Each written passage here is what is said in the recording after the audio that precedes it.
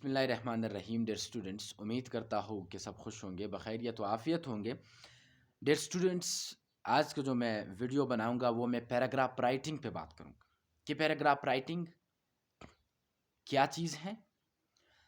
सबसे पहले पहले पैराग्राफ राइटिंग का डेफिनेशन क्या है, what is a paragraph writing. दूसरा हमारे पास है कि पैराग्राफ राइटिंग के कौन कौन से कंपोनेंट्स है। उसमें जो है आपके पास टॉपिक सेंटेंस है, सपोर्टिंग डिटेल्स है, कंक्लूडिंग सेंटेंस है। और तीसरा हमारे पास है कि टॉपिक सेंटेंस क्या चीज़ है, सपोर्टिंग सेंटेंस क्या चीज़ है और कंक्लूडिंग सेंटेंस क्या चीज़ है।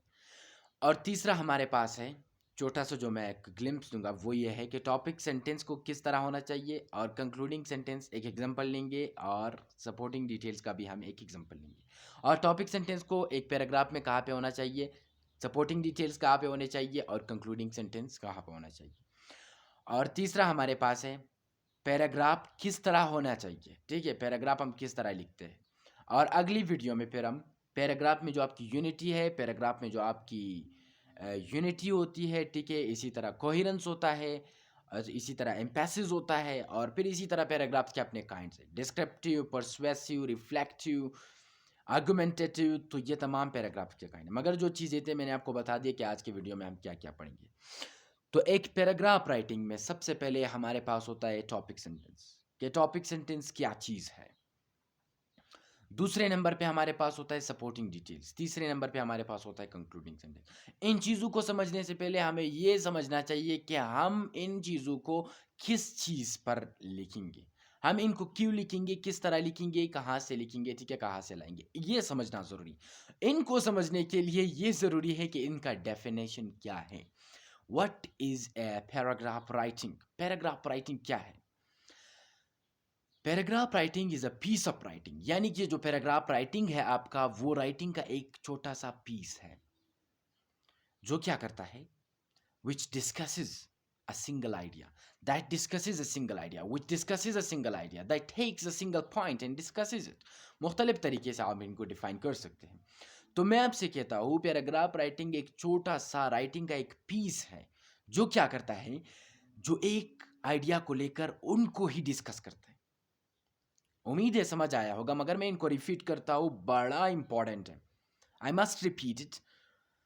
Paragraph writing is a piece of writing which discusses a single point, यानी पैराग्राफ जो राइटिंग है वो एक राइटिंग का एक पीस है जो एक सिंगल पॉइंट को डिस्कस करता है। अब इनकी एग्जांपल लीजिए तब आपको जरूर समझ आएगा। जिस मोबाइल में मैं वीडियो बना रहा हूँ, ठीक है, मैं इस मोबाइल पे एक पैराग्राफ बना सकता हूँ। इसकी खसूसियत यह है कि मैं इससे वीडियो बना रहा हूँ, मैं इनके कई खसूसियात को डिस्कस कर सकता हूँ। ठीक है, मैं अपने पे पैराग्राफ लिख सकता हूँ, मैं इस मोबाइल को जो मैंने लाइट लगाया हुआ है, मैं इस पे मैं पैराग्राफ लिख सकता हूँ। So you can write on anything which you want.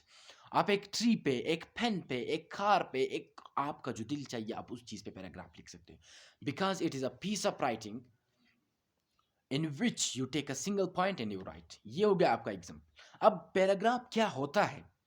Paragraph में तीन चीज़ें, मोस्ट इंपॉर्टेंट तीन चीज़ें होती हैं, ठीक है, तीन चीज़ें द मोस्ट इंपॉर्टेंट। सबसे पहले हमारे पास टॉपिक सेंटेंस, ये बहुत इंपॉर्टेंट है, इस पे मैंने एक वीडियो बनाई है, ज़रूर देखें, ज़रूर देखें इस वीडियो को। इसमें मैंने बताया टॉपिक सेंटेंस क्या है, टॉपिक सेंटेंस कहाँ से आता है, टॉपिक सेंटेंस के कंपोनेंट्स क्या है, टॉपिक सेंटेंस के कैरेक्टरिस्टिक्स क्या है, टॉपिक सेंटेंस को हम कहाँ पे पुट करते हैं, whether we put it in the starting, whether we put it in the middle और we put it in the last. So मैंने टॉपिक सेंटेंस पे बात की, मगर इस पैराग्राफ के हवाले से जो अभी मैं बात कर रहा हूँ, मैं इसमें सिर्फ ये बताऊंगा कि टॉपिक सेंटेंस क्या है। टॉपिक सेंटेंस में एक बार फिर रिपीट कर रहा हूँ, सब्जेक्ट जो आपका टॉपिक है प्लस आइडिया है। टॉपिक सेंटेंस दो चीज़ों से बनता है, एक टॉपिक होता है, एक आइडिया होता है। तो इन दोनों चीज़ों से जब आप एक टॉपिक सेंटेंस को बनाओगे, फिर हम उनको क्या करेंगे, हम उनको एक पैराग्राफ के शुरू में डालेंगे। इसको हम क्या कहते हैं, इसको हम टॉपिक सेंटेंस कहते हैं। अभी अगर मैं आपको एक मिसाल दे दूं, मैं इसको रिवाइज करूंगा, मिसालें बहुत ज़्यादा है, मैं इसी मिसाल को रिवाइज करूंगा ताकि आपको और समझ आ सके। आर्केड गेम्स आर चैलेंजिंग, एक मिसाल है, आर्केड गेम्स आर चैलेंजिंग, ठीक है। अब ये मेरा टॉपिक सेंटेंस है। अब मैंने तो लिख लिया कि आर्केड गेम्स बहुत चैलेंजिंग है, पर मुझे क्या करना होगा, अब मुझे इनको सपोर्ट करना होगा कोटेशंस के थ्रू से, हदीस के थ्रू से, कुरानिक वर्सेस के थ्रू से, किसी के बातों से, किसी के कोटेशन से, अपने जो आप सपोर्टिंग्स दे रहे हो रेफरेंसेस लेकर, किसी के बुक से, ठीक है, किसी फिलोसफर से लेकर आप किसी डॉक्टर के, मतलब अपने अपने फील्ड्स होते हैं। मेडिकली आप एक पैराग्राफ लिख सकते हो, लॉ में आप एक पैराग्राफ लिख सकते हो, ठीक है, इस्लामिक आप एक पैराग्राफ लिख सकते हो। तो आप जिस फील्ड से, उस फील्ड्स के आप इनको रेफरेंसेस दे सकते हो। तो आप जब एक पैराग्राफ लिखोगे, उसका जब आपने टॉपिक सेंटेंस लिख लिया, टॉपिक सेंटेंस मैंने आपको कहा है, उस पर एक वीडियो बनाया है। जब आपने एक टॉपिक सेंटेंस लिख लिया, आपको समझ आ गया कि मैंने अपना टॉपिक सेंटेंस लिख लिया, the most difficult is topic sentence, मैं आपको अभी से बता दूं। फिर उसके बाद आप उनको सपोर्टिंग डिटेल्स दे रहे हैं। उन सपोर्टिंग डिटेल्स में आप रेफरेंसेस, कोटेशंस, हदीस, कुरानिक वर्सेस कुछ भी डाल सकते हैं। मगर पैराग्राफ के काइंड्स पे जब मैं वीडियो बनाऊंगा, तो तब आपको पता चलेगा कि एक पैराग्राफ किस तरह होता है। अब आपको सिर्फ पैराग्राफ का मैं स्ट्रक्चर समझा रहा हूं, शुरू से हम शुरू करेंगे और आखिर पे हम खत्म करेंगे। तो आपको एक सपोर्टिंग डिटेल्स देने होंगे। अब अगर आप कहते हैं Islam is a peaceful religion, फिर आपको हदीस डालने होंगे। जैसे एक हदीस है नबी सल्लम का, सल्लल्लाहु अलैहि वसल्लम, हमारे नबी सल्लल्लाहु अलैहि वसल्लम ने फरमाया कि एक इंसान को बचाना पूरी इंसानियत को बचाना है, एक इंसान को कत्ल करना पूरी इंसानियत का कत्ल है। इसी तरह आप एजुकेशन पे लिखते हैं, आप इस्लाम की अहादीस, नबी सल्लल्लाहु अलैहि वसल्लम के आप उनके अहादीस उठाइए, लिख ले। तालीम सब मुसलमानों पर फ़र्ज है, हर मुसलमान मर्द औरत पर फ़र्ज है, ठीक है। चाहे आपको चीन तक जाना पड़े, आपको तालीम हासिल करना होगा। मतलब मैं इसकी तशरीह कर रहा हूँ, मुख्तलिफ अहादीस। तो मैं कह रहा हूँ आपको इनको सपोर्ट करना चाहिए।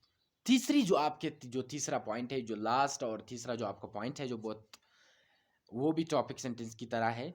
आप टॉपिक सेंटेंस को रिवर्ट करोगे, रीवर्डेड टॉपिक सेंटेंस को जब आप बनाओगे, उसे आप कंक्लूडिंग सेंटेंस बनाओगे। यानी अब मैं आपको बता दूं कि एक कंक्लूडिंग सेंटेंस की खसूसियात क्या क्या होनी चाहिए, इस पर मैं अलग वीडियो बनाऊंगा।